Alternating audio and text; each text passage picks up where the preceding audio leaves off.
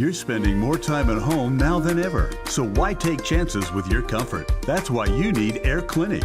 Our comfort advisors ensure your home is the perfect temperature year-round. Let us put on a comfort clinic for you. Feel Air Clinic quality today. Fisher's Neighborhood Market is the only stop you need before and after game time. Get everything you need, plus a whole lot of things, well, you just want. Fisher's Neighborhood Market. Food, fuel, fun. And it's Friday night football on the road tonight as the Smithson Valley Rangers take on the Hornets of East Central. Alongside Brian Hill, I'm Tony Brubaker. And Brian, we have a pair of 1-1 teams that we just mentioned a little before we came on the air. A year ago, this would have been the conference or district opener, but it's a non-district game for both teams. They're in 6A, we're in 5A. Yes, sir. It'd be a pretty common opponent here, or someone that they're definitely familiar with. East Central's been a long-time district opponent, and Coach Hubbard and his staff have done a phenomenal job with this program for the last couple years and steadily improving. And, you know, last year making the playoffs in that tough district and having a big first-round win, they're a really good football team. Clayton Amaya will handle the kickoff chores for the Rangers. A couple of Hornets are deep, one on the 5, one on about the 7. And we're underway. High end over end kick will carry into the end zone. That means the Hornets will bring it out 1st and 10 at the 25 after the touchback. Their quarterback, Austin Vivier, has thrown for 170 yards, run for 120, has 5 rushing touchdowns, but none through the air. And I think Brian, the running back, Kenyon McClure, who has 137 yards rushing, they're pretty much a two-man rushing attack, and they like to run the ball. They do. Both of them are dynamic athletes in the backfield and can make big plays even when it's, you know, not necessarily designed a certain way, have that playmaking ability. So it's going to be a tough test for the Ranger defense tonight. Vivier will be out of the shotgun. McClure to his left. 2 receivers on the near side, and there's illegal procedure right off the start, I believe.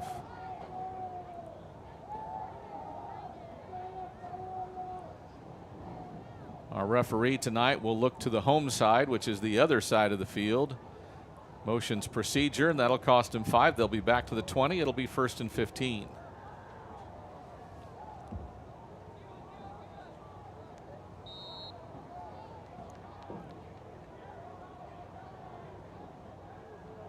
Quick pass out to the far side, intended for the receiver there, Shepard, but it goes too high. Incomplete. It'll be 2nd and 15 as Duffy's on coverage on that side of the field.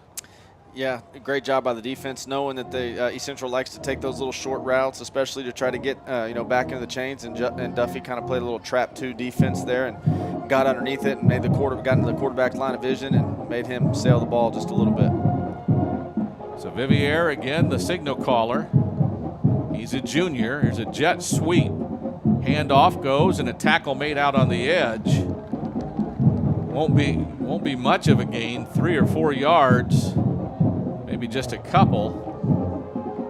Weston Ross coming downhill on the tackle. You'll see him on both sides of the ball tonight. He's play every snap of defense at safety, does a really good job there, and then he'll switch over to the offensive side, play a little bit of wide receiver, and offer some playmaking ability on the offensive side as well. Senior receiver Kane was the ball carrier, but again, good job by Ross coming up from safety to make the stop. A couple of backs in the backfield. Vivier's keep it, but he's sacked in the back. Good job of the defensive line. That's Jackson Maynard. Gets in there for his first sack of the year. Yeah, Dudizgowski's in on the sack as well. Both of them there right at the same time. Great pressure. Immediately had to flush out of the pocket, and anytime you can make a quarterback flush and get his eyes off the routes downfield, it's a good thing. We really haven't had time. Their offensive line isn't very big. They average about 210 pounds. They have a punter in right now. That's Guyana. His kick will go over out of bounds on the far sideline. Bafidis was back with Clark. The Rangers will have the ball somewhere near midfield for 1st and 10.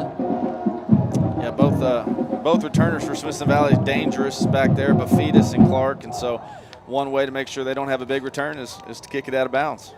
And most people did last year, I remember, kicking off as well. Didn't want to kick off to us, and those two are back for their senior years.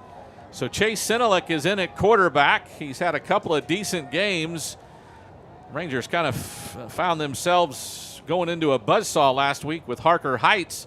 Their offense, that running back was something else. Yeah, he was. He was a special player. Committed to Houston, and we got to see firsthand that Houston's getting a good one. Couple of receivers near side. Senelick wants to throw over the middle, intended for a nice catch there. TJ Hunt makes the catch, first down yardage across the 45 before he was bumped and tackled down after a gain of 12 and a first down. Great job by Senelick there, a little RPO where he can either leave it with the running back or pull it and throw it, and that time he got the read to throw it, and great route by TJ and a good ball.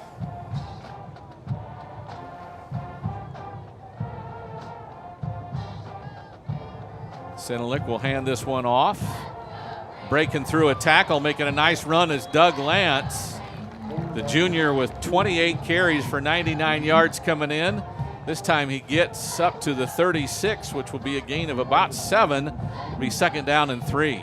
Good to see him back. He didn't play in the second half of last week's game. Kind of had a little bit of leg, maybe stinger or tight hamstring, I'm not sure, but good to see him back in a good first run, staying ahead of the chains. Offensive line back to a similar look as we've seen in the first couple of games. Anderson back at center. He'll snap it a little bit low. Senelick throws it out for a receiver screen. Is that Bafidis or? Bafidis, yes. Bafidis with the catch. Yeah, I think he'll be really close to a first down, but I don't know if he'll have it. Looks like he got it, depending on the spot. Looks like they'll mark him a little bit short, but anytime you get the ball in Bafidis' hands, yes, he's an explosive player, and that's an easy way, a little short pass, get it out to him, and you never know. He's liable to break one of those here pretty soon. So from the 34, it's third and less than a yard. Again, the offensive line set. 2 receivers to the far sideline. Senelick will keep it and get the first down before anybody was even close to him. He does get brought down at the 30-yard line. Marcus Serta, one of the linebackers, got in on the play, but he went 4 yards before he was even anybody near him. Yeah, that's like the old school under center quarterback sneak. That's kind of this. We've seen it last week and in the first week of the season.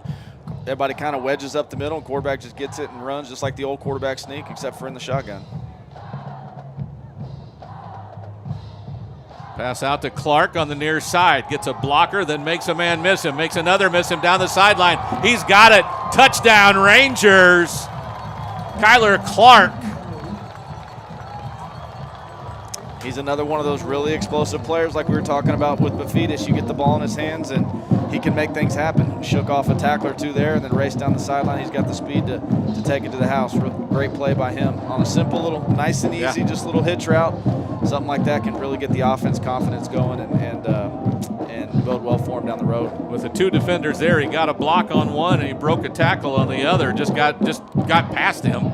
Gets his first touchdown of the year on his 9th reception of the year. Again, Amaya in for the extra point try. It's up and through the uprights. Rangers take a 7-0 lead. We've played just less than 4 minutes, and this is the Rangers Network.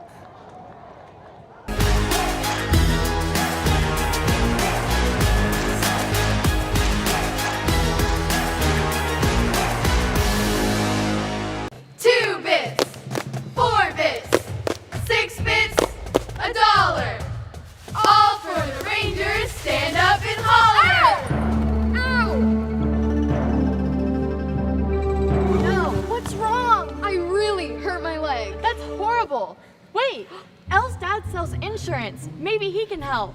I wish he could, but... My dad has his life insurance with Jeremy Fuller State Farm Insurance. Yes, but... My mom has her homeowner's policy with Jeremy Fuller State Farm Insurance also. I know my uncle says he only trusts Jeremy Fuller State Farm with his auto insurance needs. Guys, wait! We do so many great coverages, but just not cheerleader legs. Hey, that's okay. It's all better now. Let's start from the top, but with a little change. 2 bits, 4 bits, 6 bits, $1. All for Jeremy Fuller State Farm Insurance. Stand up and holler! Yay! Both teams, as we mentioned, are 1-1 on the season. Harlan gave the Hornets their first loss, and they beat Roosevelt last week, 34-22 in kind of a shootout. Amaya's kickoff, another high end-over-end kick that will go into the end zone near it. So back to the 25. It'll be 1st and 10. This is what you need your defense to do, is come out and set the tone again and just stop them right where they are. Yeah, picture perfect start for the Rangers. I mean, defer to the second half. Defense comes out, gets a 3 and out, gets a big sack on 3rd down to get the energy going. Then offense gets a short field and drives down and score. That's kind of exactly how you draw it up. Ranger defensive front with a pair of seniors and a pair of juniors in the front 4. 2 juniors and a senior at the linebacker level. Flags again before the snap. Yeah, it looks like just like the first drive, they're going to start behind the chains, 1st and 15, 2 series in a row. And again, against a good defense like this, when you're not really a passing team, that's always tough, trying to stay ahead of the chains and then starting out 1st and 15 is it's not a good start. We don't have our officials' names, but I already like our umpire because on that 5-yard mark-off, he had to step it out. Not like the lines are there to help him or anything. So 1st and 15 from the 20. It's a throw out to the near side, too high. Again, intended for Shepard. He overthrew him on the first play of the game. Coverage by Gingrich. If he'd have caught it, he paid for it anyway because he got a hit, but he didn't catch it and paid for it for that. Good job of sticking his foot downhill, Gingrich, and coming downhill. Even if he'd have caught it, only would have been a minimal gain. Still looking at 2nd 10, 2nd 11. Put a hit on him right as soon as the ball was there. Ball just sailed just a little bit. And I think that's credit to the D-line, getting their hands up and getting pressure on him. Things are sailing just a little bit right now because he's feeling the pressure.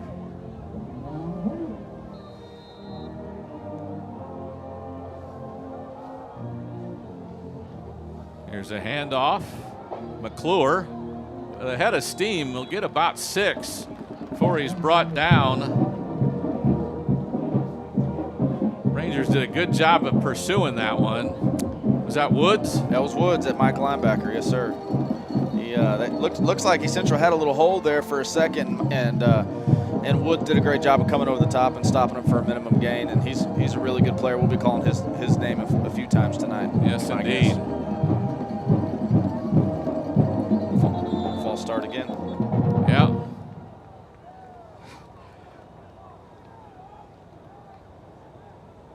Both line judges on either side of the field have had their flag out on most every play they've run. Yeah, and that's unlike any Central team. Like I said, Coach Hubbard and his coaching staff does a great job, and that's not typical of an East Central team. Usually they're very solid and make you beat them and not have these penalties like them. So there's something must be going on either with the cadence or something. But again, that's not like a Coach Hubbard team. Only one senior on the offensive line, a couple of sophomores and a couple of juniors. Vivier wants to throw. Going far sideline, has a man in a jump ball contest, and it's incomplete.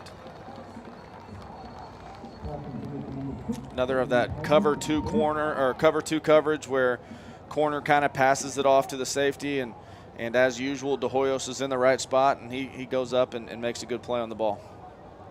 So the Rangers will force another punt.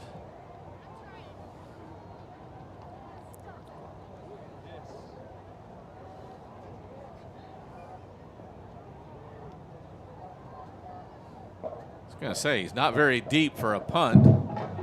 It's Vivier, the quarterback. It's a high end over end kick that won't go very far. And it's fielded with a fair catch by the Bafidis. Rangers will be in Hornet territory to start at the 43. I'll tell you what, Bafidis, not big in stature, him nor Clark, but both of them, they got a lot of guts. It's one of the scariest things in sports to do is to be staring up at the sky when you got 11 guys running down at you, and both those guys have a lot of confidence in themselves and run up in there and field the ball. And that's huge because if the ball hits the ground, chances are it's going to roll for another 10, 15 yards or so. Catching it right there, it doesn't seem like a whole lot, big return or anything like that, but, Rangers are starting in plus territory. We've been talking about Bafidis for a couple of years. He is fearless. Clark in motion. Sinelek keeps it. Some misdirection going both directions, and Sinelek went off left tackle and had a nice run before he's bumped to the ground, but not until he picks up almost a first down. They're going to call it a 9-yard gain. It'll be 2nd and 1. Yeah, Senelek gives you that element at quarterback. He's athletic, and it just adds another dimension to the Ranger offense. And had a really good first drive, opened 3 for 3 for a touchdown. Had a couple good passes, and now getting involved in the run game is only going to help his confidence.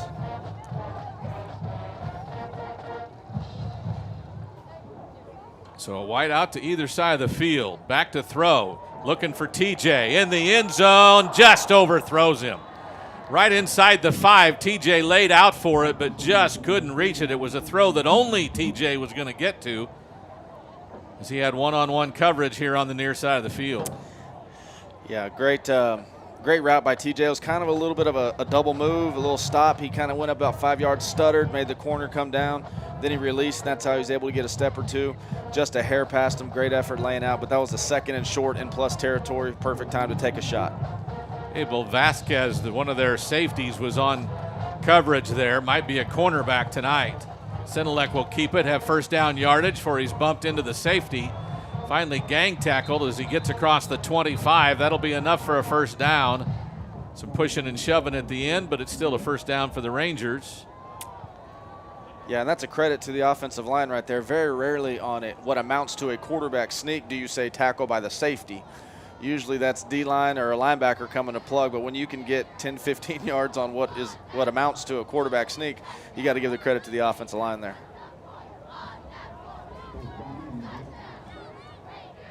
Anderson, Mack, and Stone on the center and right. Thomason and Osley on the left. A little bit of motion. Senelek checks, snaps. A little bit tough going that time for Lance. Now the push of the line will help him get to, well, they're going to mark him down at the 21, so just a short gain of a couple. It'll be second down and 8. Almost everybody on the defense had a piece of him at one point down on the bottom of the pile. Looked a little bit like a rugby scrum there at the end.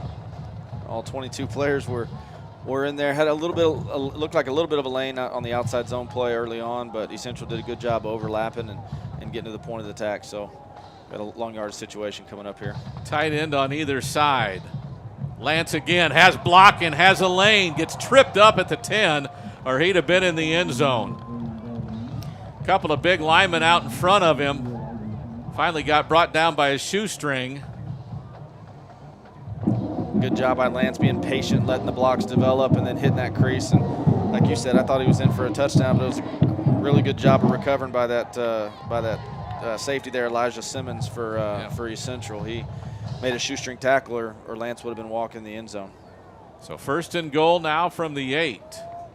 Couple of wide outs to the near side. Clark and Hunt. Lance has it again, wiggles his way, runs into someone, bounces off of him, and then keeps his legs churning. He'll get down near the end zone. They'll spot him at the 1. It'll be second and goal from there. A bunch of guys on the interior line tried to stop him. Looked like Tegan Owsley, listed as an offensive lineman, might have got the last part of him. Yeah, old Doug Lance. He's probably not going to make you miss very much, but he's gonna punish you every time he runs the ball. Big physical runner, lowers his shoulder, and that time got down to the 1. Wouldn't be surprised if either see quarterback sneak here again or give it to Lance one more time. I got to give it to Doug. Well, no, it's too easy. You know, us former quarterbacks love that. You know, let somebody else do the hard work and get down there, and then we get to run it in for about a yard. From a yard out, that's the quarterback, Chase Senelek. Second touchdown run of the year. The Rangers go up by 2 scores with the extra point to come. 3:23 left in the opening frame. Amaya in. Cole Freund is the holder. A little bit of a low snap. He places it well, and the kick is good. It's 14-0 Rangers. A little over 3 minutes to go in the first quarter. We're back after this timeout on the Rangers Network.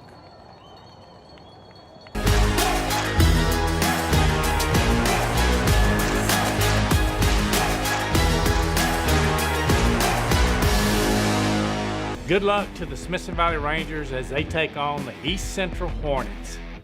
Sage Capital Bank is proud to be a Ranger sponsor in everything they do. Go Rangers!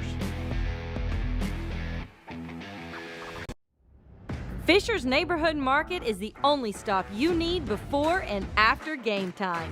Get everything you need, plus a whole lot of things, well, you just want.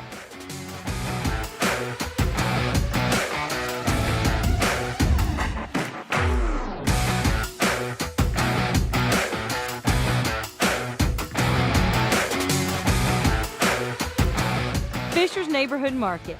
Food, fuel, fun. 2 scores for the Rangers open us up here in the opening frame. It's 14-0, 3:23 to go. Clayton Amaya again will kick off for the 3rd time tonight.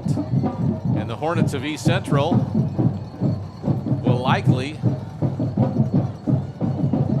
Flags don't look like they're blowing. It's not like the wind is. He just got a good leg. This one might end at the halfway in the end zone. The others have been deep. This one about halfway in. I think he wants them to try to catch it, but they don't want any part of it. Amaya's definitely got a big leg. We saw that last week on a 60-yard field goal attempt that was just a little bit left. I don't even know if it was short. It was just a little bit left. So he's got a Division I leg for sure.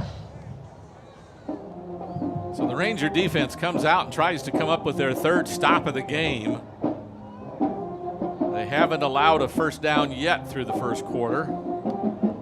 3 receivers now break out to the far side. 1 here on the near side.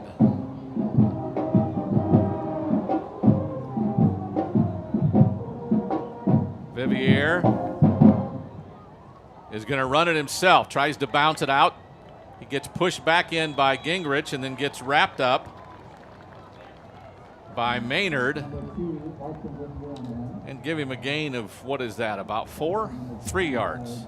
3 or 4. Again, pretty decent play for East Central, kind of getting some yards so that you're not behind the chains a little bit. But again, good job of rallying to the football. He had guys like Woods and Gingrich and all those guys around there rallying to the football. So 3 receivers on the far side, but all tight. Looked like an option run. Vivier wants to run it, gets spun around, stays up, then gets pushed down. Down at the bottom, a bunch of different Rangers out there. The bottom of the pile was, I think it was that Spradling? Spradling, I think. Yeah, just a sophomore. And I'll tell you what, he didn't end up making the actual tackle on the play, but that play was created by the junior D lineman Dylan Gass. He really did a great job of getting upfield and making that quarterback turn back and not allowing him to pitch and let the other guys get the credit for it. But he did a great job. And that's McClure on a handoff. Nothing going. Richard Woods. Yeah. There's that guy again, yeah. Gavin Woods. We'll say his name, but Richard also there on the play, kind of forcing it back into Woods. And so, again, another 3 and out. That's the 3rd 3 and out by this defense. And again, not allowing a first down at all. And so Rangers are going to end up with really good field position again. I mean, they're going to get this ball back. And if there's a return past midfield, if not, then at least with only about a 60-yard field, which, field position plays a huge role. Vivier again will punt. Guyana, their listed punter, has not been out tonight. Here's some pressure. This is a good kick, though. It's fielded. Brought near side. That's De Hoyos. Breaks a couple of tackles, has the sideline, has 1 man to beat. He's pushed out of bounds inside the 30. But give him a run back of over 40 yards on a punt that was about 40 yards. So 0 on the net. De Hoyos back to field that one. I'll tell you what, De Hoyos is a dynamic player, and that was a heck of a run back. But really the MVP of that one was number 21, old Richard. He had if this was 5, 6, 7 years ago, he'd have had the old peel back block, a deep cleater.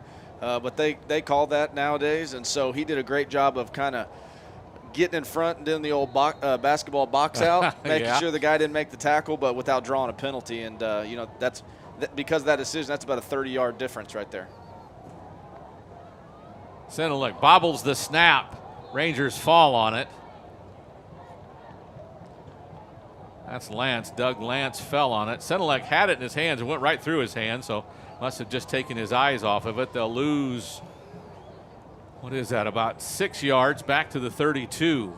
Yeah, it didn't look like a bad snap. Might have been one of those instances where he was going to try to catch it and throw a quick one out there and took his eyes off of it before the ball got in his hands. So now behind the chains, see what we're going to do. Got a timeout now. Looks like there's a little bit of confusion.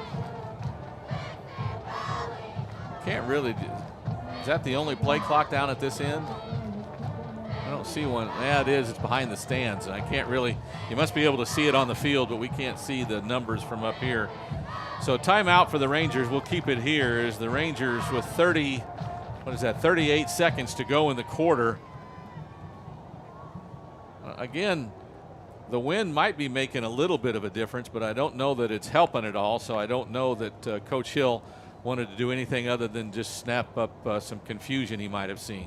Yeah, he called a timeout and kind of turned around with that patented frustrated look on his face, which usually meant there was a little bit of confusion, whether it be personnel-wise or getting the wrong play in or something like that. Already backed up behind the chains, second and 16, so you don't want to, add insult to injury and have another bad play and get backed up even more. So, again, who knows? Maybe 4-down territory. Yeah, I don't know.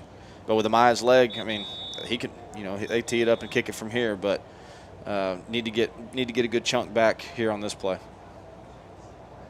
Rangers whistled out of the huddle on the sideline, and we're about ready to go. Our referee starts the play clock.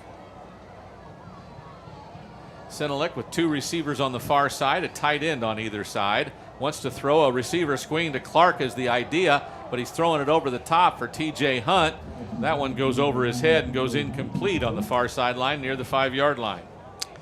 Yeah, ran a little and go route there, the fake the hitch that they do so often where the outside receiver up and back and the inside guy goes and blocks for him. This time they did hitch and go where TJ pretended he was going to block and ran up the sideline. Didn't necessarily – Essential defense did a good job of staying home, so Sinlick just had to put one over the top to make sure to give his guy a chance but not throw it into a coverage. Right.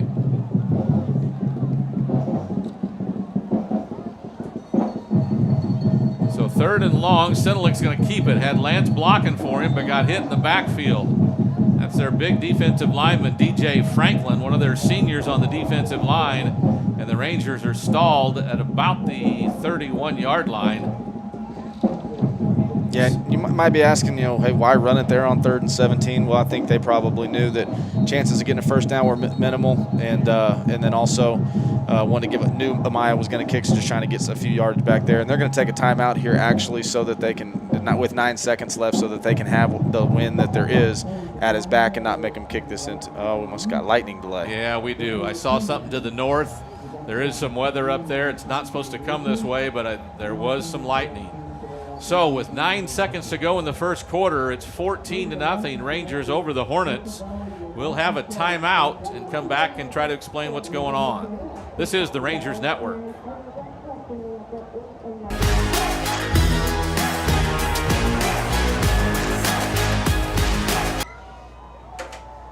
And we're back at East Central, and there goes McClure up the middle. Finally caught after a gain of about 15 on a shoestring tackle. What's happened since we've been gone, the lightning delay of almost 2 hours. Clayton Amaya hit a 48-yard field goal on the first play of the second quarter to make it 17-10.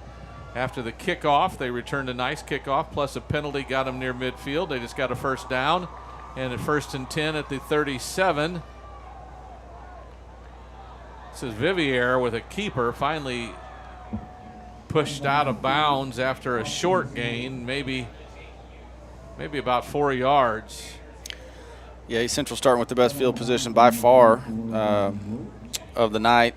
After the field goal, had a pretty decent return and then a 15-yard penalty on top of that. So East Central got to start right around midfield. So, again, by far their best field position and their first down of the night. It was their first down, without a doubt. And on 2nd and long, the handoff to McClure, and the middle of the line just gulfed him up. Dylan Gass was in there along with some others. Had a lot of pressure up the middle, kind of made the running back bubble. Anytime you can get penetration on the interior of the line, making that running back have to go lateral, then a bunch of other Rangers rallied to the football and stopped him for a loss. So 3rd and long here. Not something that East Central, not a super comfortable position for them. They're not really known as a prolific passing team, and so we'll see what they do here on 3rd and long. Might be a 4th down situation, or a 4th down territory anyways. Little flea flicker action. Vivier wants to throw it long, has a man and overthrows him. Heck of a play call there. Little razzle-dazzle, flea flicker there. Had a guy. We had 2 guys back there, but receiver had a step or 2 on him, just overthrown just a little bit. And now East Central looks like they're going to try to do what Smithson Valley did in the first quarter, flip the field a little bit. They're going to punt, even though they're only on about the 36-yard line, 37-yard line. They're going to try to pin the Rangers deep and make them do something they haven't had to do all night and go over 50, 60 yards. Avery Kane was the intended receiver that was overthrown. We'll see who's going to punt now. It's Ben Vivier. He's going to keep it. He's going to run with it and get tackled with a big loss. I think we bailed him out with a penalty there. Referee's going to throw a flag for face mask, ripping the helmet off. I don't know. I didn't see a face mask. Looked like he got the back of the helmet, but okay. Anytime that happens, I guess they're going to throw it. But that would have been a big 4th down stop. Personal foul. He did say face mask, so 15 yards.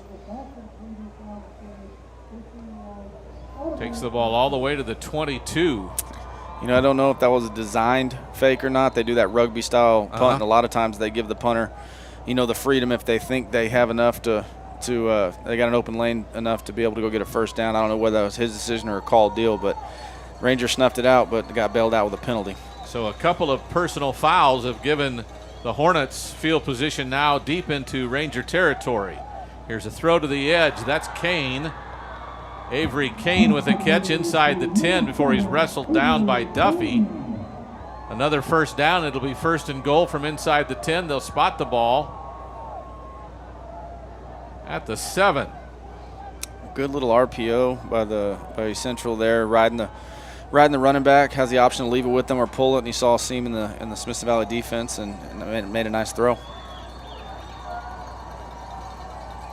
Vivier will keep it, tries to go wide left. It's a race to the corner, and he'll win it. Austin Vivier with his 6th rushing touchdown of the season puts the Hornets on the board for the first time tonight. Yeah, the designed quarterback run, you could tell, had pullers going the other way. He raised up, acted like he was going to throw to the right, and it was really a called run back to the left, and had a guy there, but you can see the speed there and just beat him to the corner, and East Central came out, aided by 30 yards worth of penalties, and came out after the long delay and able to get not only their first down of the night, first points on the board. David Gaina, the senior kicker, will try the extra point, and it's up and through. So 17-7 our score, 8:17 to go in the 2nd quarter. We'll take a timeout on the Rangers Network.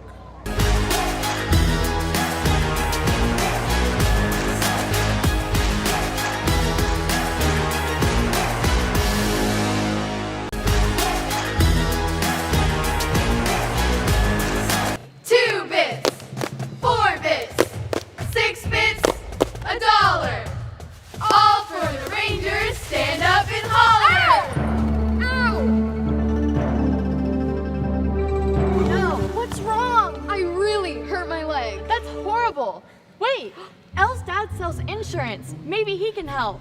I wish he could, but... My dad has his life insurance with Jeremy Fuller State Farm Insurance. Yes, but... My mom has her homeowner's policy with Jeremy Fuller State Farm Insurance also. I know my uncle says he only trusts Jeremy Fuller State Farm with his auto insurance needs. Guys, wait!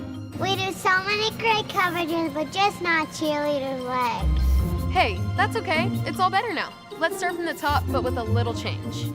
2 bits, 4 bits, 6 bits, $1. All for Jeremy Fuller State Farm Insurance. Stand up and holler! Yay! And for the first time tonight, with the score at 17-7, East Central will kick off to the Rangers. As usual, Clark and Befidist are deep. You got 2 dangerous returners back there. Wouldn't be surprised to see a bloop. There you go. Damian Locke was the kicker. Pops it up in the air, fielded by a Ranger out near the 35-yard line. So that's where the Rangers will start, 1st and 10. Yeah, I think 35-yard line might be their worst starting field position all night, and 35-yard line's pretty good. So that's been a testament in the first quarter to the defense, getting 3 and outs and good punt returns and things like that. And so see if the Rangers can respond here. After a long delay, come out. The offense was very efficient in the first quarter. See if they can get it going again, try to match East Central on their first drive. So from the 34, it's first down. Senelik gives it to Lance, and he just gets engulfed. All of a sudden, the momentum, if you will, and I don't know that I feel it fully, but they've got most of the energy out on the field right now. Yeah, they're definitely fired up. Came out of the break with a lot of energy, and then obviously scoring on the first drive really helps out and amplifies that. And so Smithson Valley just needs to go on a drive here, get a couple first downs, and kind of take back control of this game and see how long they can sustain it. Yeah, nothing in a couple of first downs won't hurt.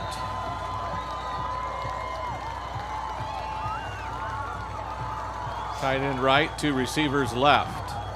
Senelik gives it to Lance again, and the defensive line has some penetration. He breaks through them, but then the safety comes up, puts a lick on him.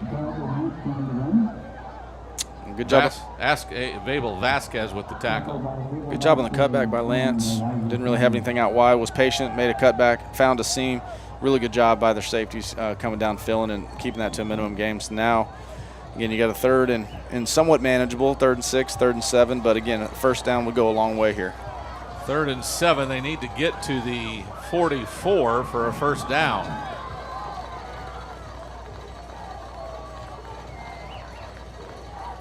Senelik checks with the sideline.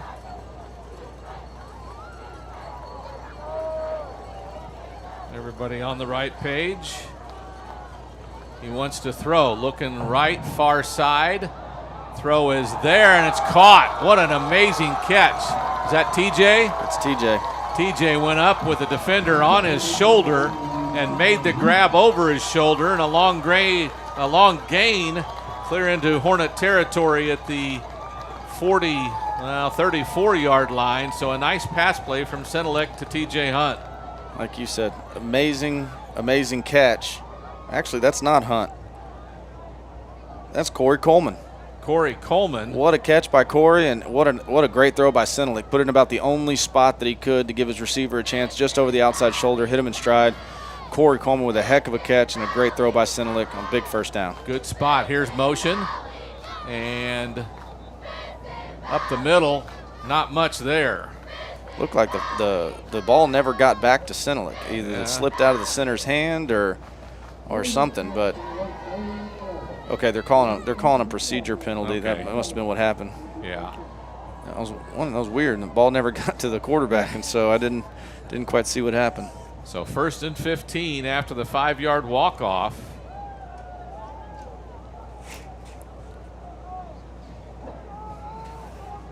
Again, Corey Coleman, the senior, makes the big play. Rangers 2 receivers wide out left. Senelik checks to the sideline, then takes a snap.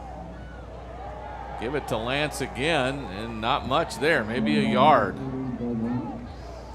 Yeah, East Central's D-line's been a lot more active since we've come back from the break, getting a lot more penetration.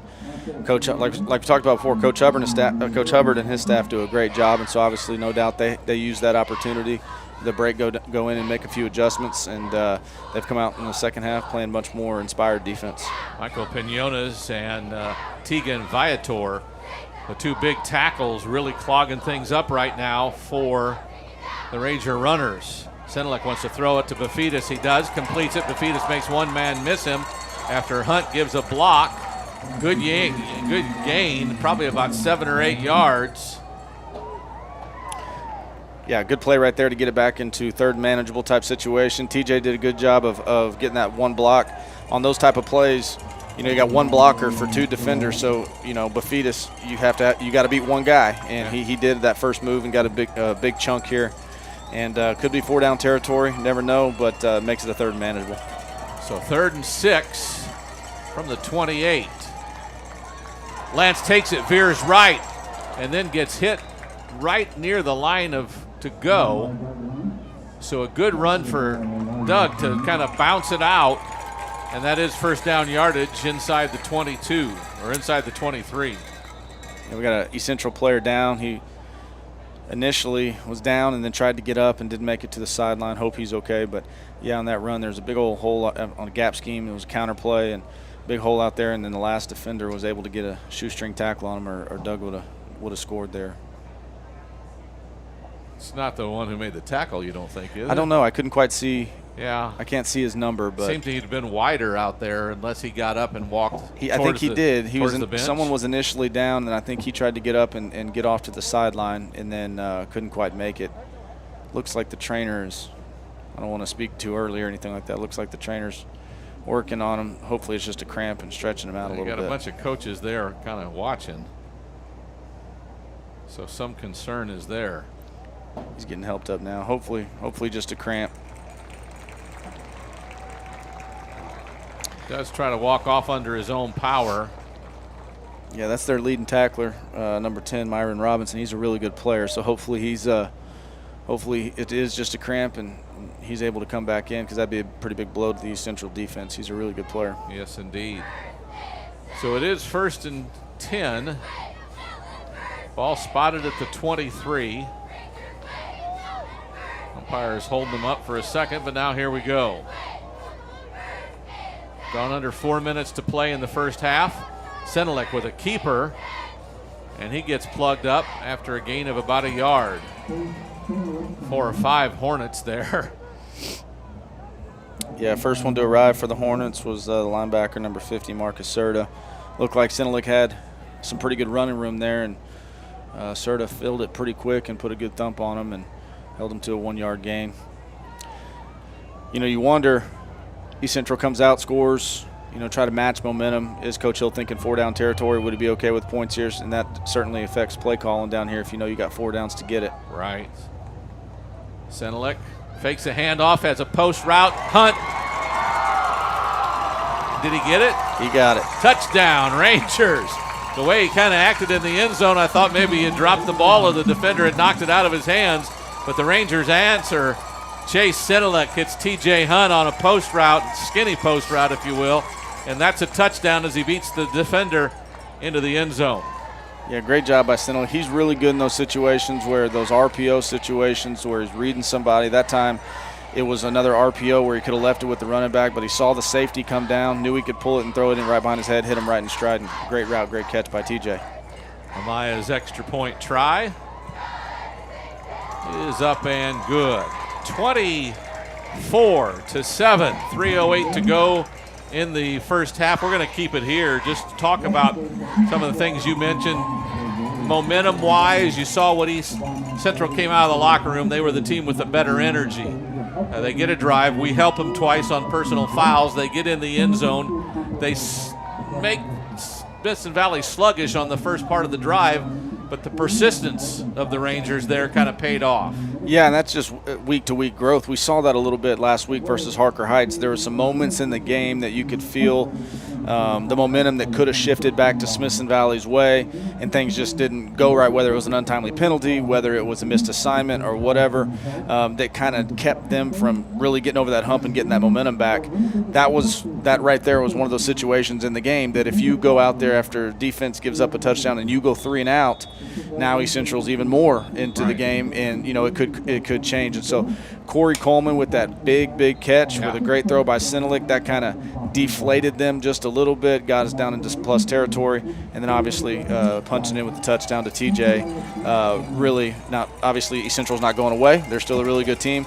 But that was one of those moments in the game that could have shifted that momentum even more if we weren't able to go down and match the drive, at least put some points on the board. And so that was a huge drive by the offense.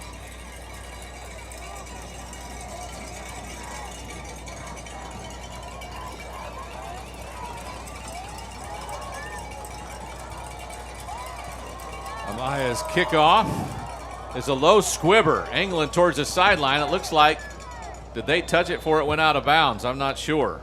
The ref hasn't thrown a flag, which would indicate that he thinks the Central guy did touch it. So they'll get the ball at the 24 where they touched it right before it rolled out of bounds. Kind of a strange play if he lets it go out. Yeah, it was just one of those deals where you better make sure, because if he assumes it's going to go out and the Smithson Valley guy's coming down, he gets it. It's a turnover. And that's something that the Smithson Valley staff must have seen, obviously, because we've seen Amaya kick it out of the back of the end zone multiple times. So obviously that wasn't a missed kick. So that must have been something that they saw in the East Central return game that they thought they might be able to exploit that. And they probably would have if it hadn't taken a left roll and rolling out of bounds.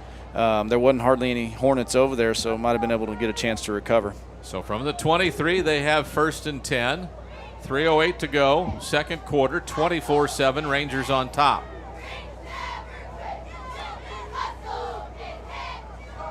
McClure takes the handoff and gets smothered. Cleaned up at the end by Duffy. Noah Herring had the first hit, is that right? Yeah, and I'll tell you what, it's just typical Smithson Valley defense, people doing their job. You know, McLean Garrett's not going to get credit for the tackle there, but by him closing down on it, making it bubble out, doing his job, taking the inside gap away, feeding it to a linebacker, and then who funnels it out to a safety. You know, that's just Smithson Valley defense right there, not really caring who gets the credit. And McLean Garrett did a good job of doing his job and spilling it out to somebody who's unblocked who can make the play. Another pass try up for grabs. A couple of Rangers there, one receiver over his head and over Wood's head, and goes incomplete. Not real sure that Vivier knew who he was throwing to. Yeah. Well, he knew who, but he didn't make a good throw. It almost looked like a little bit of a busted play because there was a lot of Rangers on the D-line coming, so at first you thought, oh, this is a screen. But then the ball was down the field, and so it looked like a little bit of confusion or maybe a busted play. But 3rd and long here again. This is not East Central Songstreet. They like to be ahead of the chains and run the football, and so they're going to have the obvious passing situation. They have to try to take a shot on the outside. Vivier to throw. A couple of stop-and-go routes, and this time he just throws it way over the head of his receiver, Padgett. Rangers force 4th down and a likely punt. Yeah, good job by the Ranger corners of being disciplined, you know, running a stop and go, trying to make them bite up on the initial stop and then going. They knew that it's 4th and long. They're not going to come hustling downhill when the receiver stops at 5 yards when it's 4th and 12. So both sides really, a quarterback didn't really have much of an option. Either side, good job by the corner, staying disciplined.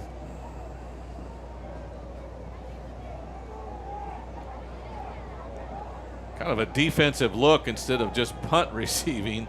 This time Vivier gets the kickoff. It's a decent kick and a fair catch is made by Clark. Well, he dropped the ball, so that the whistle shouldn't have blown, should it? Yeah, the ref that was behind him didn't see him bobble it, so okay. actually blew the whistle before we had it. I mean, either way, Kyler got back on it. It wouldn't have.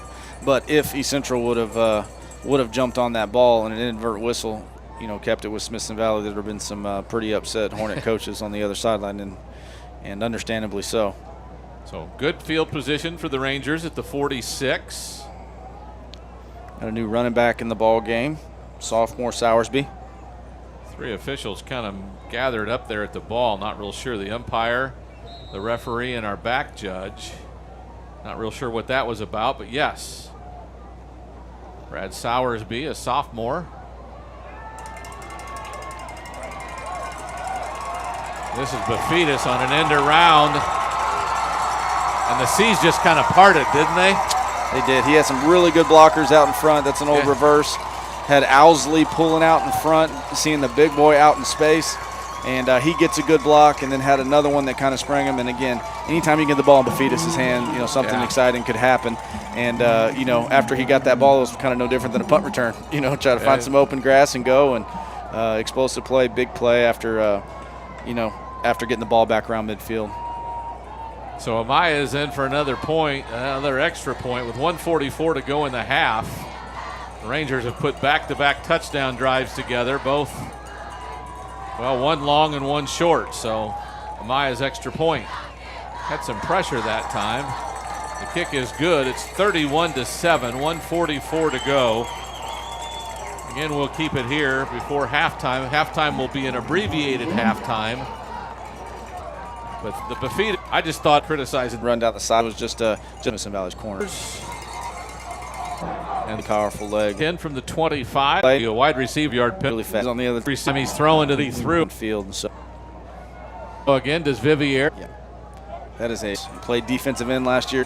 He's a really good. And then in any event, he had no room. He's going to be content to take a 31-7 lead at half and get in a punt.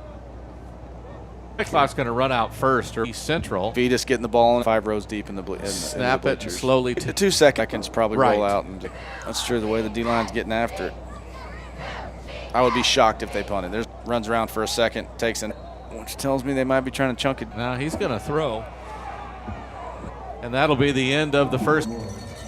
We'll be back. Imagine if Summerhill did. I'm a registered dietitian, and we've got Chef Mario.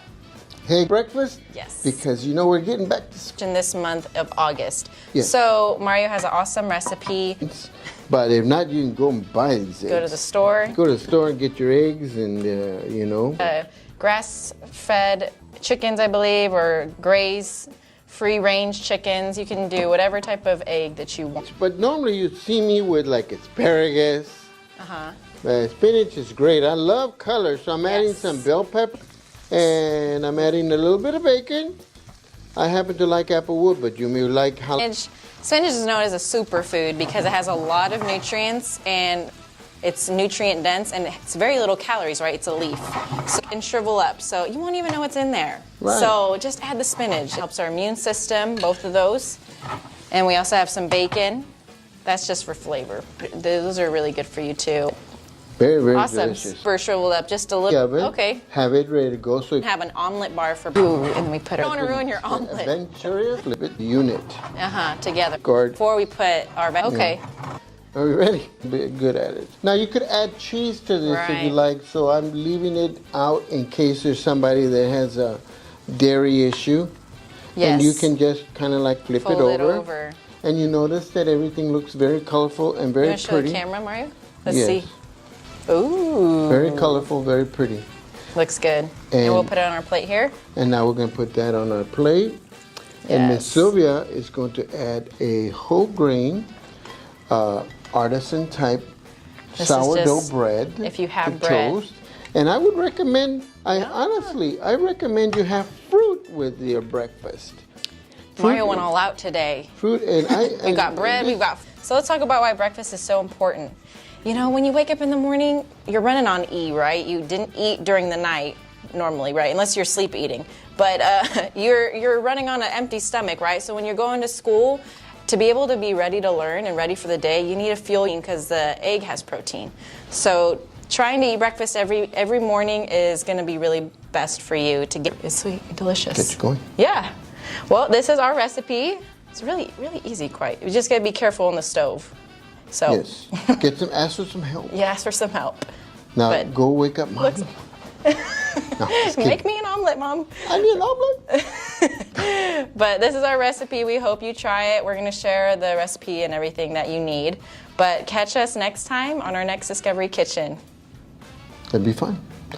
From our kitchen to your home. Mm-hmm. Enjoy. Buen provecho.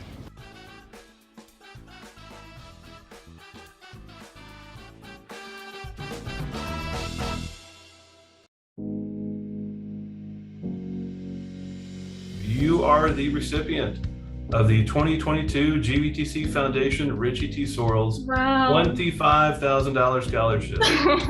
Congratulations. Thank you so much. I really appreciate this. Absolutely. Well, you know, we receive a lot of applications for our scholarships, and it's really, you know, we always say this, it's amazing to read through the applications every year. You know, what you've done and what you represent is absolutely outstanding. We're honored to have the scholarship for you. Richie T. Sorrells is our president and our CEO and our founder of the GVTC Foundation, and this scholarship means a lot to him. So we're very excited to have you as the recipient this year. So congrats to you. Thank you so much. I really appreciate it. Thank you. You are the recipient of the 2022 GVTC Foundation Vocational Technical $5,000 scholarship. Congratulations. Oh, thank you. Congratulations to you. So we really enjoyed your application and what you plan on doing once you leave high school. So fantastic to have you as our recipient this year. Oh my gosh, I'm so excited. Okay, well, you need to thank Mrs. Ward because we want to congratulate you. You are the winner of the 2022 GVTC Foundation Ola Armstrong $15,000 scholarship. Congratulations. Congratulations to you. Thank you so much, sir. Oh my gosh. Everyone's proud of your accomplishments. It's fantastic reading your application, seeing all the great work that you've done. Really excited for your future, and we're really happy to honor you with this scholarship. So I'm planning to go to Bowdoin College, and I'm gonna do government and legal studies. So I'm thinking about becoming a lawyer. So I'm going to be attending Texas Tech University, and I'm either going to I wanted to major in dentistry, but I may be doing interior design instead. I still have to make the decision. I've recently decided to officially attend UT Austin. So I will go to school there for my undergraduate and study economics there. So I'm super excited about that.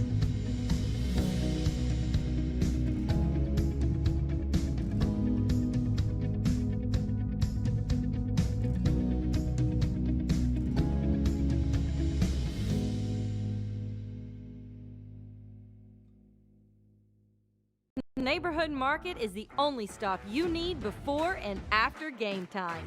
Get everything you need, plus a whole lot of things, well, you just want.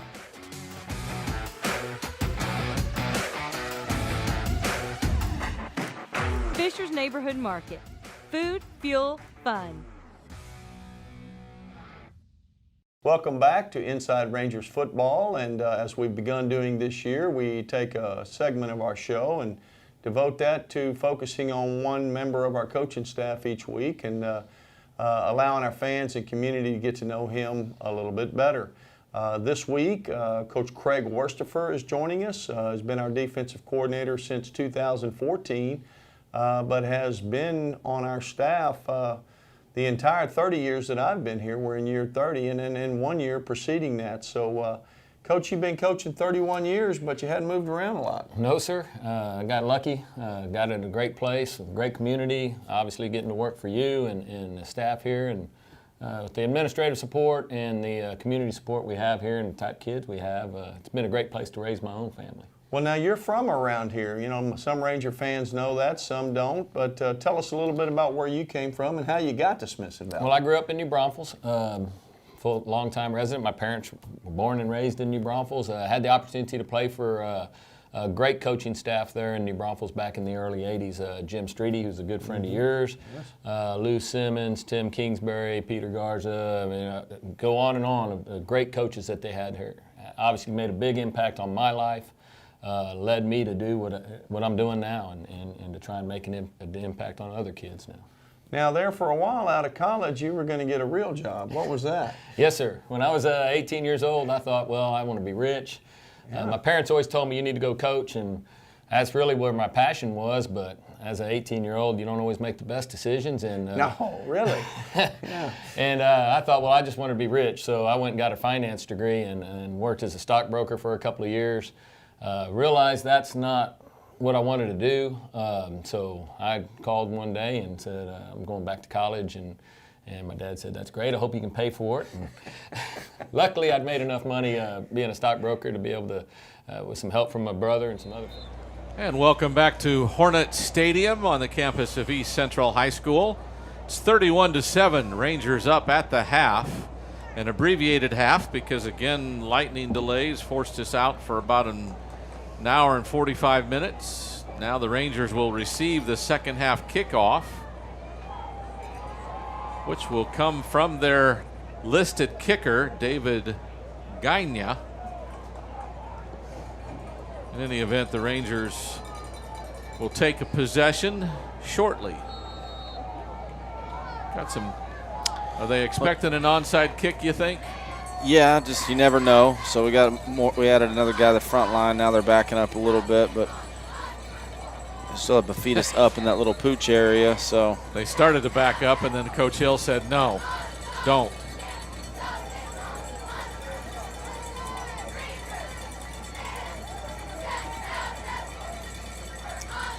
they're switching it again. They see that we don't have anybody down here. So he's switching again, going to mark it off. Looks like he's going to kick it back over here. Now we're adjusting our guys a little bit. And he kicks it long. Clark in the end zone, brings it out. Comes near side across the numbers, past the 30. Has some room and is wrestled out of bounds right near the 40-yard line. And a nice return by Kyler Clark, the senior. Really good blocking. Caught that about 2 yards deep in the end zone and was able to bring it all the way back to the 40-yard line. Really good field position again. Big play in the kicking game, and Rangers looking to keep that momentum going that they kind of got in the second part of the second quarter there. And no doubt the Rangers will try to put some more scores on the board.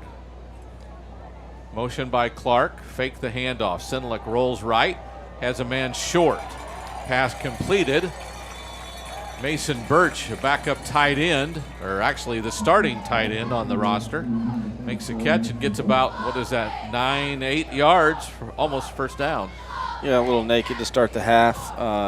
Did a good job. Mason did of blocking first, holding on to that block, and then release out of the flats.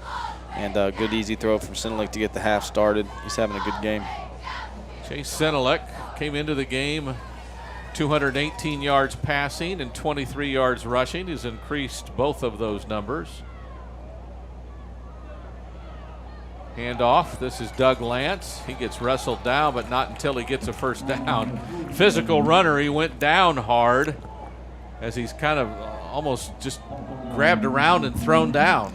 Yeah, he always seems to fall forward. He does. He's with contact. He's able to always pick up, seems like 2 or 3 extra yards just from lowering his shoulder and following through on the run and falling forward.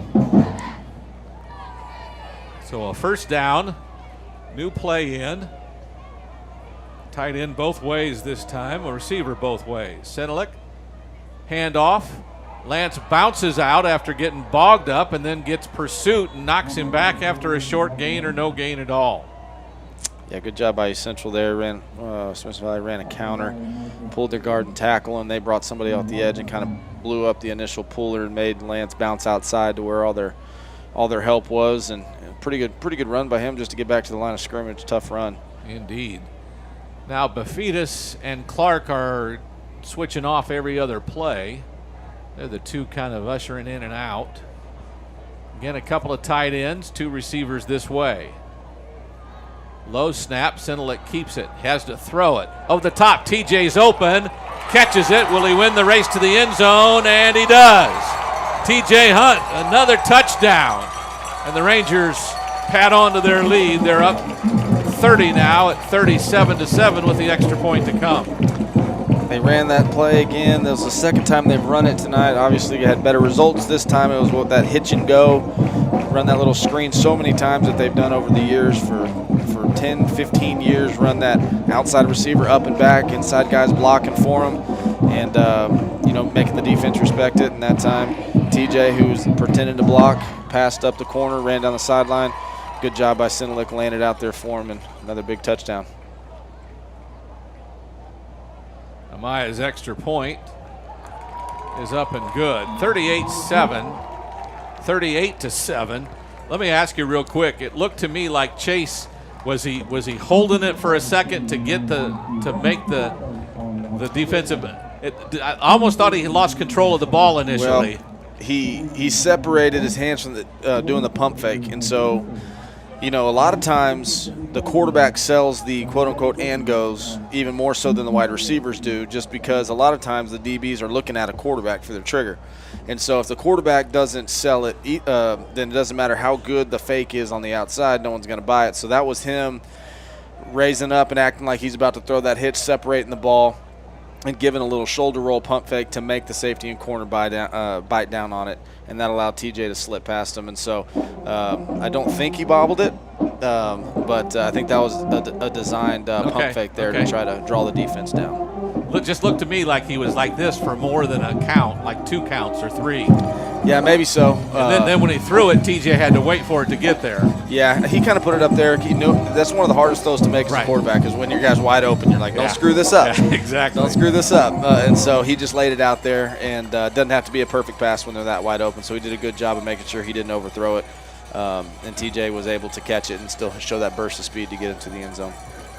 So we played just over 2 minutes. The Rangers have added to their lead. It's 38-7. Amaya's kickoff. This time just went into the end zone. You know what? It would have been really funny if it landed on the goal line like it did and came back, because their guys had already exited the area. Yeah, he's kicked it out of the back of the end zone so often.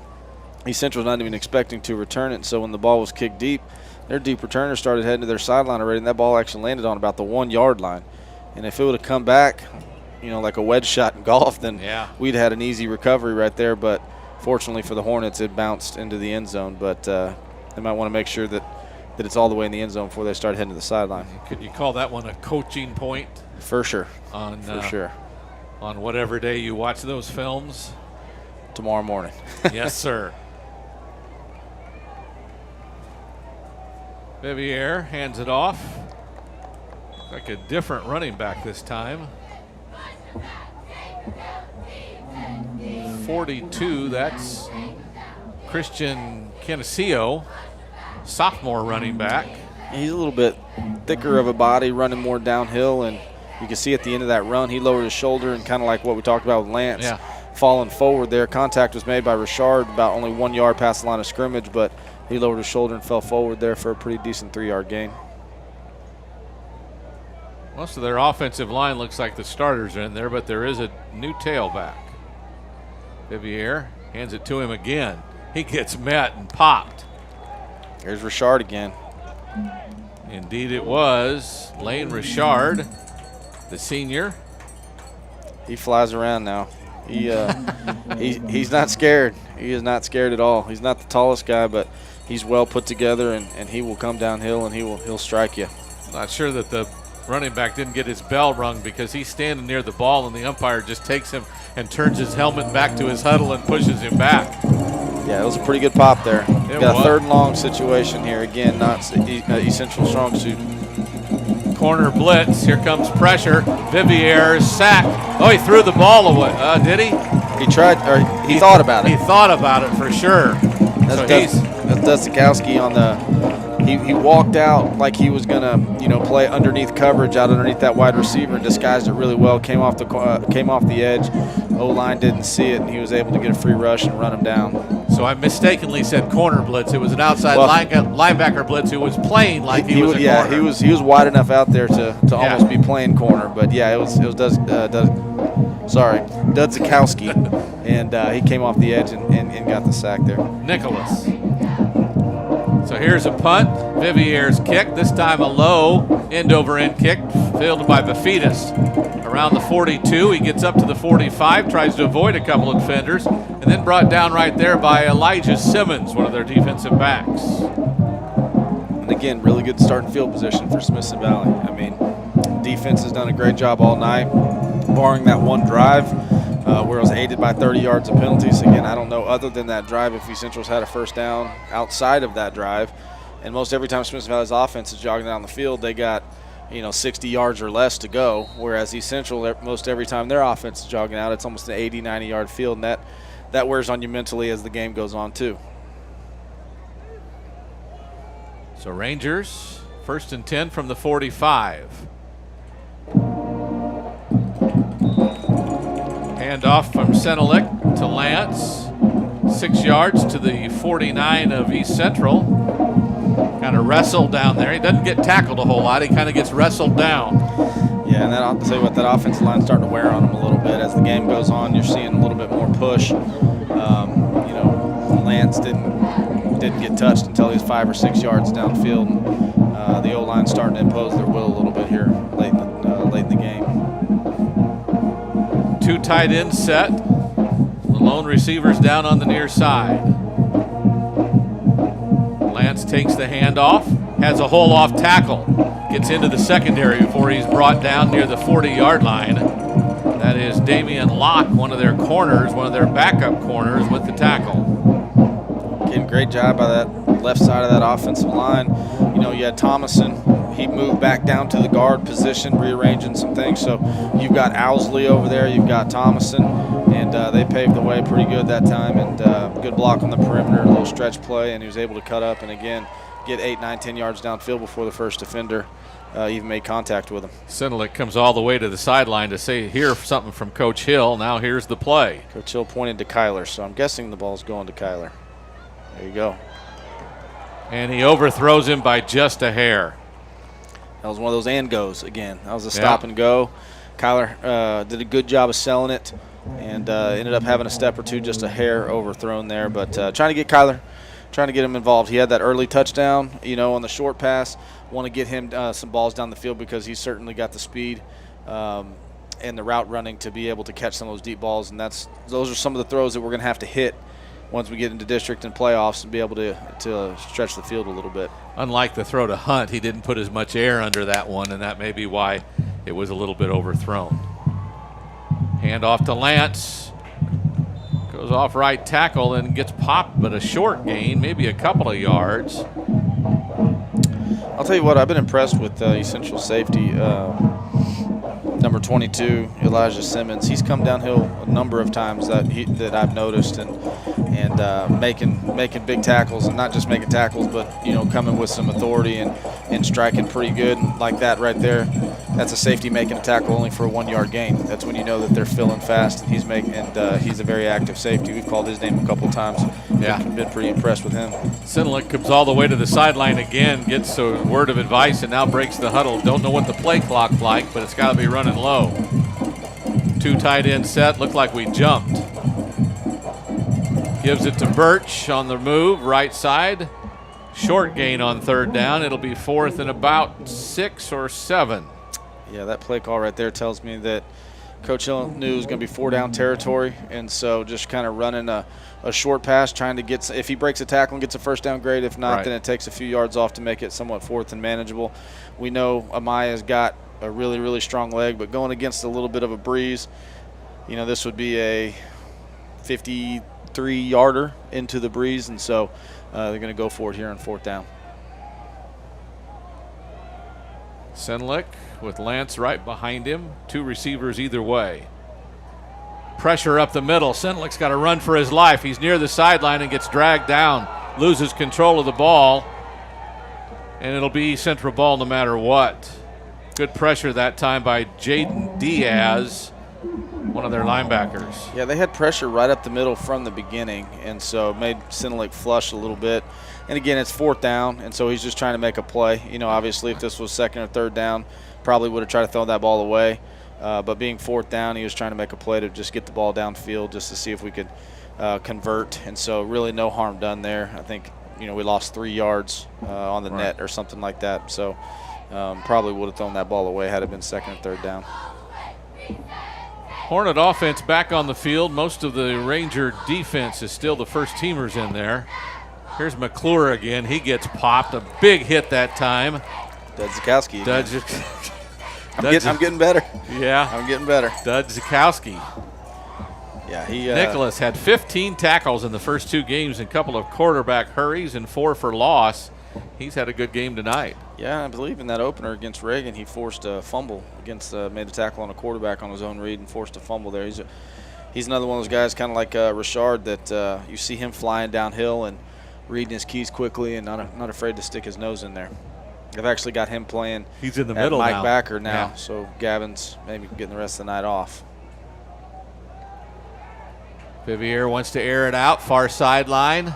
Oh, they're going to call interference, and I'm telling you what, great coverage by Zach Gingrich, who turned around and made a play for the ball, and the receiver was on the outside. He did everything he could perfectly. He ran down there and just turned to catch the ball. Yeah, that wasn't pass interference. And I would agree with you. There is no way that's pass interference, but that's the flag. Yeah, Gingrich did a great job. He was matching stride for stride right before the ball was about to get there. He turned around, played the ball, and actually had a better chance of catching the ball than the wide receiver did. And that might be a little bit of late in the game type of deal, trying to – I'm not saying they purposely help him out, but I've seen a lot lot of. It was on their sideline, so maybe a lot of pass interference. Maybe they that wasn't pass interference. Yeah, maybe they heard something.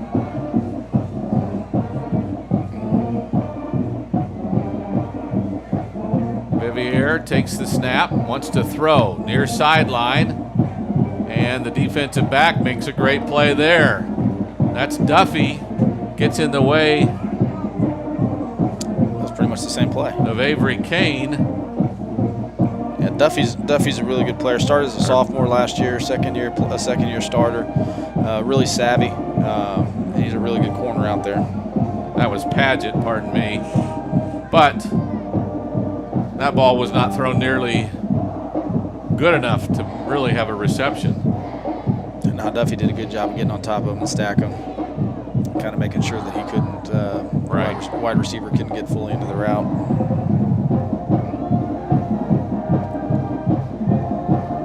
Vivier again, 2nd and 10 from the 40.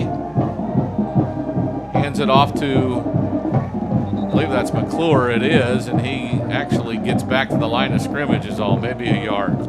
Dutzkowski again, and De Hoyo's coming up from a safety spot. We were talking about Elijah Simmons on the other side playing safety and coming downhill quick and making tackles for only 1 yard gains of safety. De Hoyos has some experience in that as well. De Hoyos will come downhill and strike you, and he's been a really good safety and a really good player for a long, long time here. 2:15 to go, 3rd quarter clock. 3rd and long.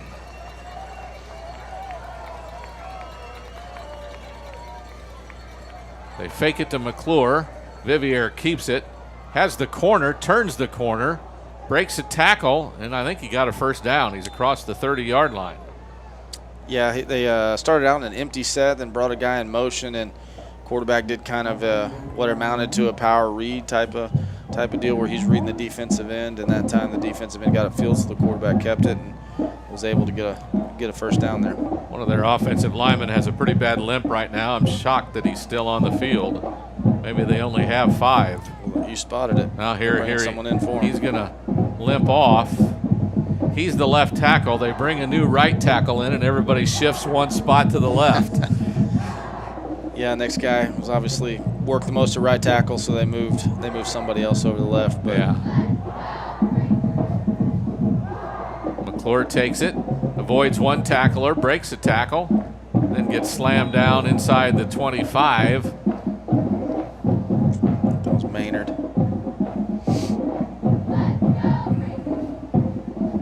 Reinforcements come back in on the defensive side. Gavin Woods, one of them.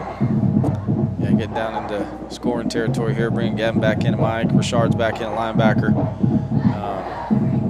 Trying to make a defensive stand here, and you're up 38-7. But we saw coming out of the break, you don't want to give him any momentum.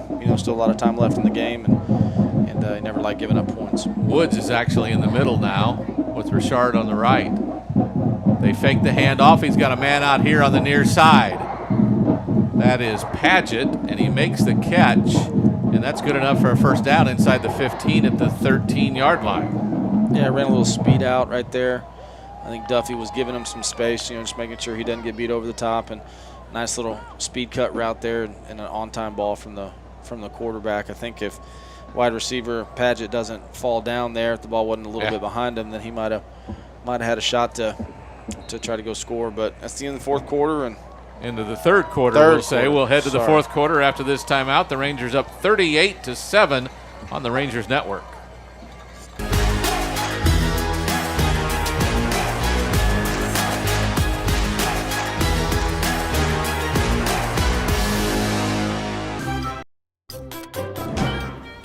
Hey, Principal Wall, how have you been?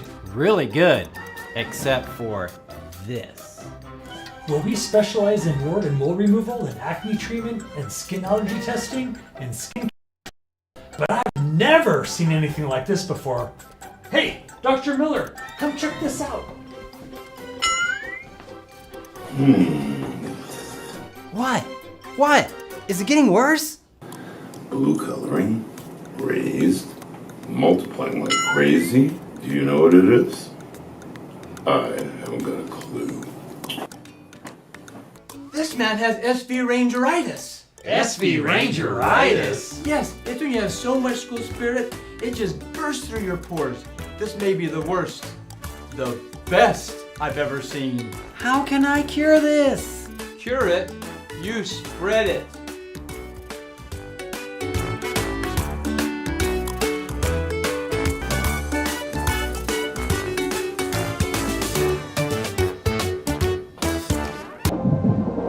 Back with the Hornets, 1st and 10 from the 13. Little pass out to the edge. Padgett makes another catch and goes down. Ball will be spotted at about the 9, so give him a gain of about half the way. So 2nd and 5 left.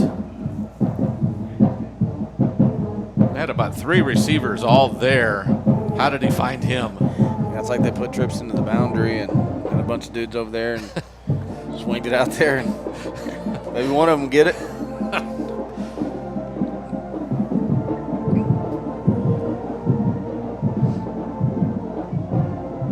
Vivier fakes the handoff, throws it again to the corner of the end zone for Avery Kane, and throws it past the pylon, incomplete. Yeah, ran a little smash route there, and the quarterback put the ball up in the air before the receiver turned his head, which is what you do, but you can put that a little bit more towards the sideline. I don't think the receiver ever saw it, went right over his head, and don't think it would have been complete anyways. It was kind of out of the back of the end zone, but receiver never saw it. So 3rd down here, and that's just 4 down territory for him. Obviously, they need a bunch of scores to get back in the game, so probably got 2 downs to try to get it here. Receivers all tight. It's a keeper. Vivier bounces out. Tries to avoid Woods, does, then gets wrestled down. That's Weston Ross, the safety, with the first part of that tackle. It's a pretty impressive run. There's 3 or 4 Rangers that had a chance to get him down. Still stopped him before the 1st down, so we're going to have 4th and short here, but still an impressive run. There's a Hornet down on the field right now.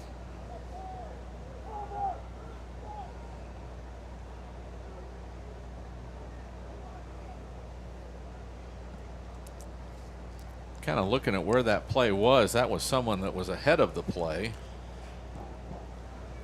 Yeah, don't know if it's hard to see. Cramps again. It got kind of cool. I think it's an offensive lineman, but I can't be sure. So as they tend to him, it's 38-7, 11 minutes to go in the game. Rangers have led pretty much the whole way, 14-0 after 1, then 17-0 after a field goal to start the 2nd quarter. East Central made it 17-7, and then the Rangers have marched on since with 3 unanswered scores, and Hornets trying to put an end to that. It'll be 4th down. They'll need a couple of yards. It looks like the ball's on the 6th. I think they have to get to the 4 for a 1st down. Yeah, and this is a big drive for East Central. Not in the sense that, obviously they got a long way to go to get back into this one, but getting a little confidence. They're starting district here pretty soon, and they're going back into that tough district. Yeah. That we all know all too well here as Ranger fans. That really tough district that they're in, and so to be able to get some momentum, going into it and punching 1 or 2 in will go a long way into getting some confidence. So it'd be a big boost for the Ranger defense too if they can make a stop down here, 4th down goal line stand. Run or pass? I think you got to get the quarterback on the move and give him the option to either run it. He's going to roll to the right, has some pressure, avoids that. Now pitches it late to McClure, and he's got no chance, shoved out of bounds at about the 10. So they won't get a 1st down. It'll be Ranger ball, and we'll have a new quarterback when we take the field. Ryland Walker, the junior, 8 of 13 for 66 yards so far this season.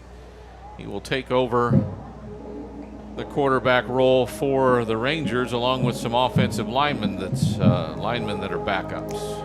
Yeah, and Ryland coming in at quarterback, he's a really good player too. Kind of a taller body, got a really strong arm. He's come in some situations. He's seen time in the first 2 games, not necessarily when the game's out of hand. He's come in the middle of games before, kind of as a planned deal, and there's not going to be a drop off when he comes in. He's still a really good player as well. Well, let me tell you that 4 of the 5 starting offensive linemen are out there. Just 1 is not. Takes the snap, hands it off. This is not Doug Lance. That's the sophomore, Sowersby. Brad Sowersby, who has 39 yards on 12 carries coming into this one. Makes a nice run there, gets first down yardage out to the 26. So a gain of about 16 or 17 yards on first down. Walker gets his sign from the sideline. Rangers out quickly. Cole Freund is a wide receiver to the right, or to the far side. This is actually Sowersby again. Makes a nice run. Sophomore can go. He's got a little burst of speed. Got a little shiftiness to him too. Yeah, that was a play where, again, well blocked, and then the safety came downhill, and he kind of gave a move and beat him to the corner and was able to get an explosive play out of it. And sophomore showing a little bit of wheels, and obviously we're looking forward to having him for 2 more years. 2 really good runs to open up the drive, getting out of the shadow of your own goalpost, getting 2 big first downs. We'll see what they do here as far as maybe getting some subs in. I think the main thing was getting out of your own end zone. Right. You know, and then they might start rolling some guys in here pretty quick. Clock rolling, under 9.5 to go. Another handoff. This time the defensive line's waiting for him. They get off their blocks. Stop him for no gain.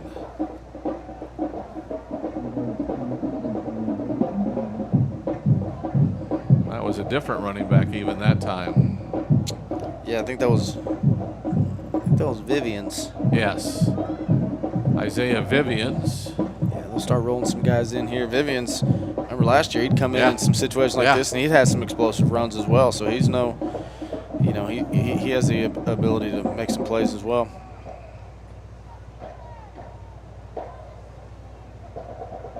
Looks like a little bit of a mishandled snap, so Walker just runs it forward and gets a short gain. Yeah, pretty smart play by him. It was kind of a low line drive snap, and he kind of bobbled it for a second. So instead of trying to rush and get in the running back's belly and might risk a fumble or something like that, he just went ahead and took it up himself and at least got some positive yardage here. 3rd and long. See if he lets Ryland throw the ball a little bit. I bet he does.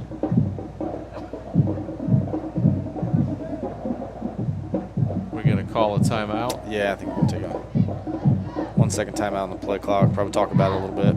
Maybe get some other guys in there. Game clock will go near 8 minutes to go.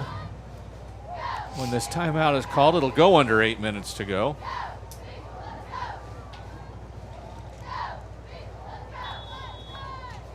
$7:53 left in the game, so this is Coach Hill doing what he does, right?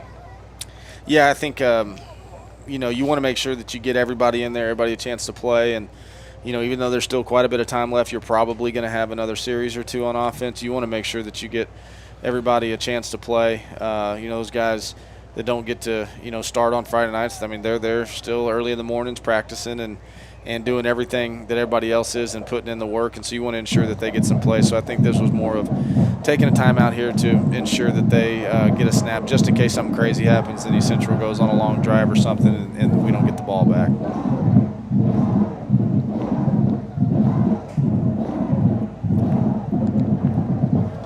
One of those new offensive linemen is going to be Major Trevino, who was clear down at the other side of the bench. Somebody hollered at him.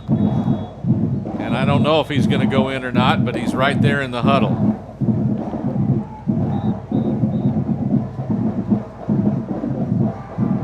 Yeah, just getting everybody squared away, making sure we got 11 on the field so you don't have to send them out there and realize you got 9 or 10, have to call another timeout or something. So.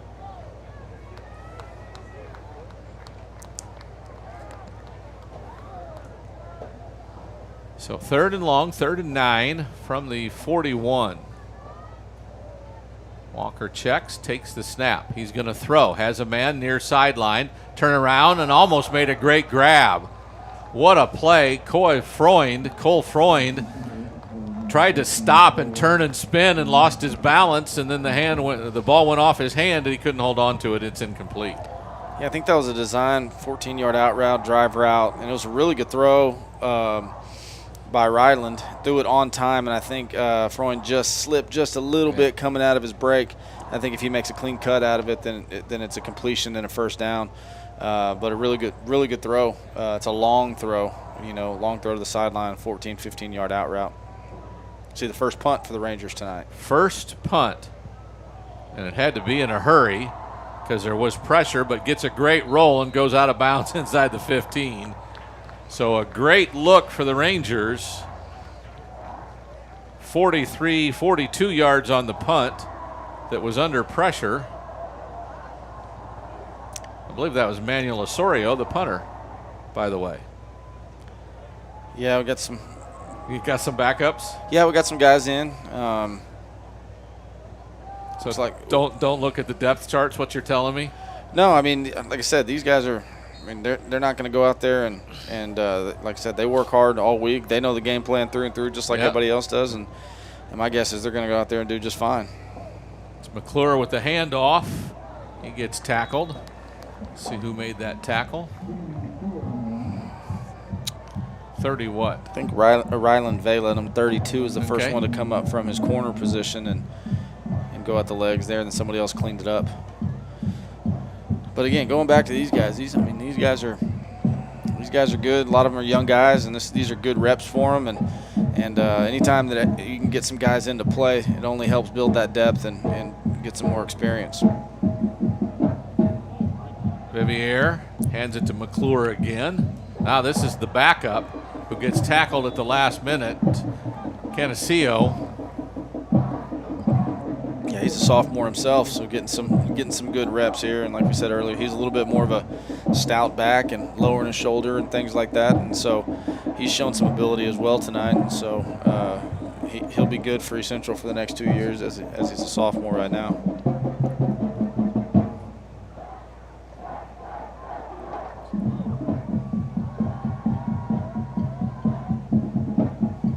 He's got some girth to him, doesn't he? No doubt. This time wrestled by the defensive line right at the line of scrimmage, maybe a gain of 1.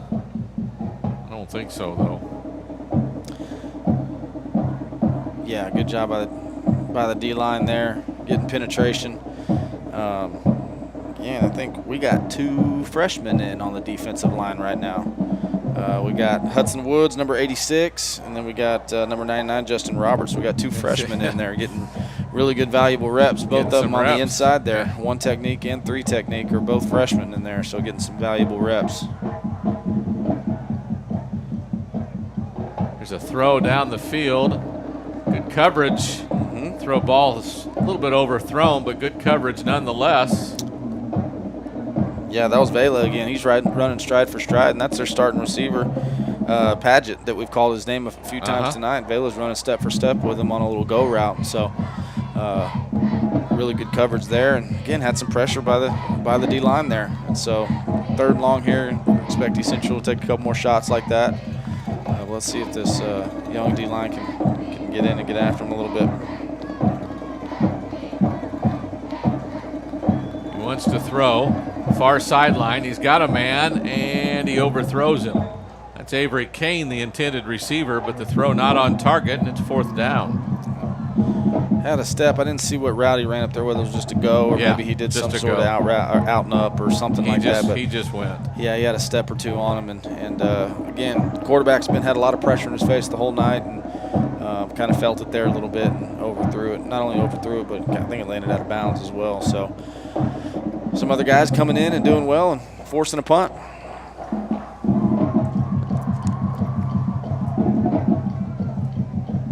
Vivier's kick is fair caught. Back at the 26. That was Bafidis. And the Rangers will come out with 5:05 to go and see if they can run the clock out with some first downs. No doubt. And just like we were talking about on defense, we got the offense, got some other guys in there.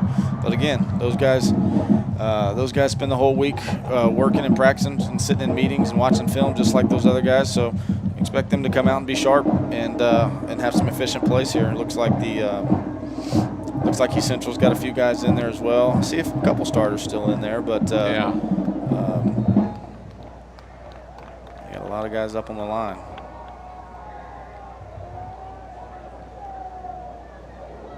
Hand off. This is Vivian's. Gets about 6 or 7 yards up to the 34. Good blocking on the right side of the line, and he had some space. Yeah, I'm trying to see who that tight end was that was down here. I think it was McBride. He had a really good block on the edge to allow Vivians to get to the outside and right side of the line, doing a good job of sealing that off, and Vivian picking up a nice chunk on first down.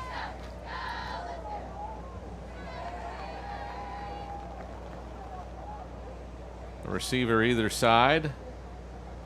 Hand off. This is Sowersby, pardon me. Nope, it was not. Hammock. Kurt Hammock, senior running back. Sir. Good first down there. Allow some more guys to get some more plays and hopefully 1 or 2 more first downs and run this thing out. Yeah. Vivians comes back in. People are shuffling in right and left now. Ryland Walker is the one constant. Yes, sir. Wouldn't be surprised if they let him throw a little hitch route out there or something like that. Hands it off again. Vivians on first down gets about 5 to the 41. Another good job by McBride down here at tight end, and that time a little kick out block and creating that seam for the cutback on for Vivians there.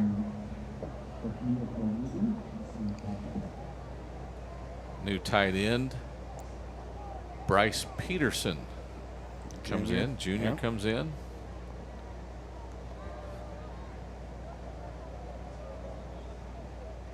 Cernahouse, the receiver on this side, goes in motion. Fake the handoff. McBride makes the catch near sideline, gets wrestled out of bounds, but not until he gets a first down. So you get rewarded. Called his name twice for doing a really good job blocking, and next thing you know, he gets a pass and gets a big first down there. Good job, just trying to get that first down, getting some guys involved, things like that. A little naked there, and had a tight end out in the flats, and did a good job of catching, getting upfield, and getting the first down. Our head lineman did wave his arms as if the clock was supposed to stop, but it didn't, and it shouldn't. First down from midfield. It is 10:40. It is. The running back there huddled the pile, but got popped pretty good. Is that Vivians? Vivians again, yes, sir. Yeah. Hammock comes back. He'll get the next carry. 2nd and 9. Game clock will be under 2 minutes to go when they snap this one. They're moving awful quick out of that huddle, though. Yeah, trying to get some guys some plays. Yeah, I mean, they need to be rewarded as well and get as many plays as they can. They jump. Free play. And a catch is made, and it'll be a touchdown. Running the distance is Colin Wise, the senior. He out-muscled the defensive back for that one and gets a touchdown pass on a free play because they jumped off sides. Yeah, it was kind of a freeze play where you kind of, give a false cadence there, and hopefully they jump off sides. And if they do, the center has the freedom to snap it if he knows they're in the neutral zone, and it's a free play, so you might as well just throw it up. And really good throw by Ryland, and a really good catch by Wise. Happy for him. Spends most of his time on the defensive side of the ball. Come over and get a touchdown catch. It's a good deal. That really was neat, the way he just muscled the defensive back. The extra point is up, and it's good as well. 45-7. As the Rangers celebrate, game clock now at 1:43. As East Central will have one final possession.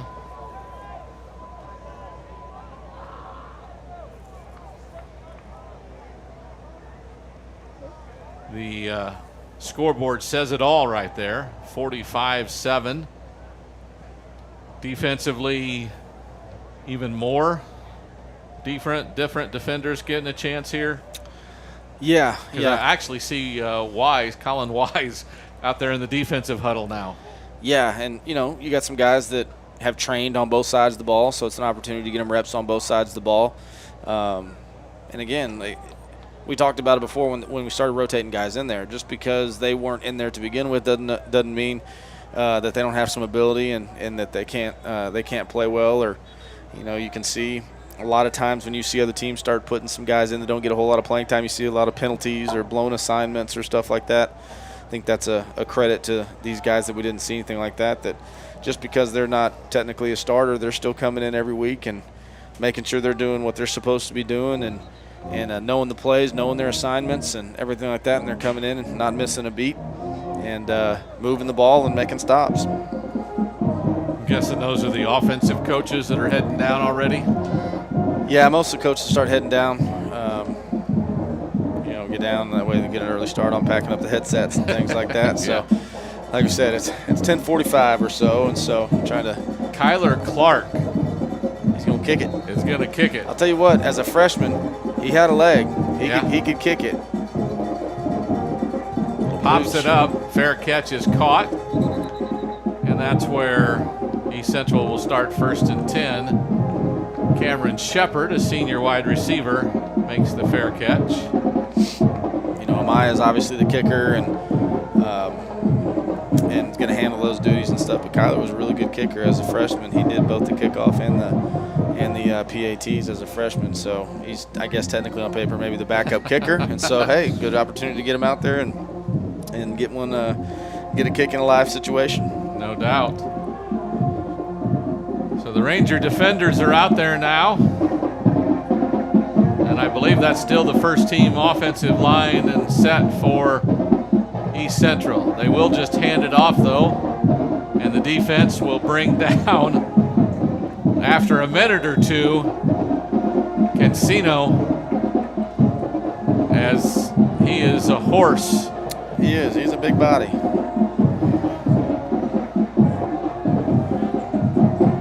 Yeah, the final from the worst bowl, because we do care a little bit about that. Canyon wins 35-32. They come from behind because the last score I saw was 32-28, and Canyon scores to end the game, I guess, and win it.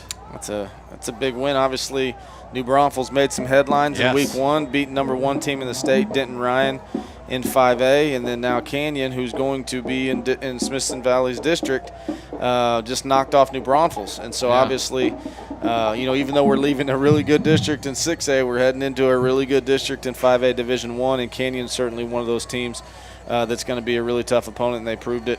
We already knew that, but they proved it even more so tonight by knocking off New Braunfels. And we have them in Ranger Stadium in 2 weeks after we go to Wagner. It doesn't get any easier from here. Rangers open up with Wagner and then Canyon for the first 2 district games. 2 really good football teams. Cancino again gets hit low, then hit high, then pushed back.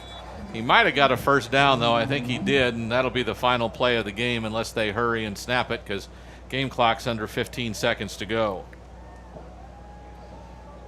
Don't look like they're in too much of a hurry. Probably going to let it run out. I can't imagine why they would be. Yeah, they might have some guys or two that they want to to call a timeout and get it in. Nope. Somebody's calling timeout. Somebody called it. No. Yeah, somebody. Well, before. It looks like they're ready to shake hands. I don't know.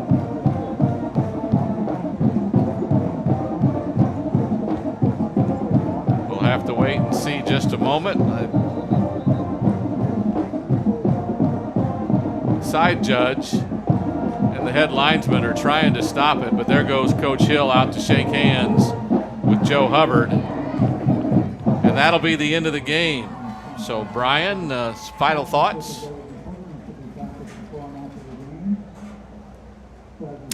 Well, it was a really good game all around by Smithson Valley. Defense did a really good job. Other than that one drive in the coming out of the lightning delay and things like that, aided by some penalties. Defense did a really good job. I think only gave up probably 2 or 3 first downs, and not only that, but held them a lot of times 3 and outs and gave the offense a lot of short fields. And offense was very efficient tonight. Saw some explosive plays by the offense, which is kind of lacked a little bit in the first 2 games, especially after the injury to Freddie. It kind of lacked a little bit of explosive plays in those first 2 games. So I thought it would be really, really good. I thought it was really good that we showed a little bit of being able to stretch the field, some balls down the field, some explosive plays like that. To get this offense a little bit of momentum and a little bit of confidence heading into district play. And like we talked about earlier, two really good teams. The first 2 opponents. So it's good to get this win against a good quality program and against the 6A program to get some momentum heading into the district. And the Rangers win it 45-7. Touchdowns all around. The Rangers move to 2-1 on the season. East Central falls to 1-2, and both teams get into district play next week. The Rangers at Wagner to start District 12 5A. So for Brian Hill, this is Tony Brubaker saying goodnight and God bless. Again, the Rangers win it 45-7.